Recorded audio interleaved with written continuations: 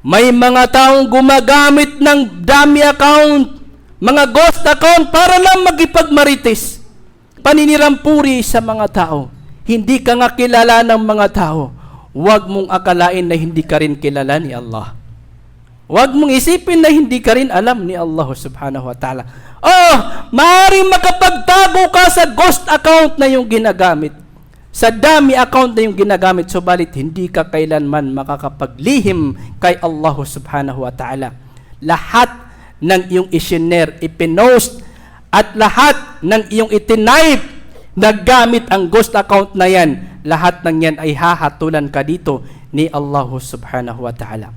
May mga nang i-scam, gumagamit ng mga account ng mga kilala sa social media. Yung iba pa ay kilalang mga ngaral sa social media. Ginagamit ang kailang mga pagkikilanlan para lang makapanloko, makapandurugas sa kapwa. Gagamitin ang mga pagkikilanlan na ito, ang mga pangalan na ito, para lang manghingi ng pera, manghingi, manlimos sa mga tao, at gamit ang pangalan ng isang kilalang daiya halimbawa sa social media. Oo't hindi ka kilala.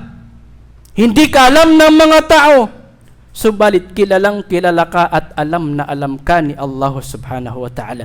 At lahat ng sinalita mo, winika mo, shiner mo, ginawa mo, ay accountable ka dito sa kabilang buhay. Ikaw ay huhusgahan, hahatulan ni Allah subhanahu wa ta'ala. Ang masaklap pa dito, may mga taong gumagamit ng mga dummy account, mga fake account, mga ghost account, para lang makipagdebate sa mga ulama, para lang makipagbangayan, para lang makipagtalo sa mga ulama nang walang sapat na kaalaman sa Islam. La ilaha illallah.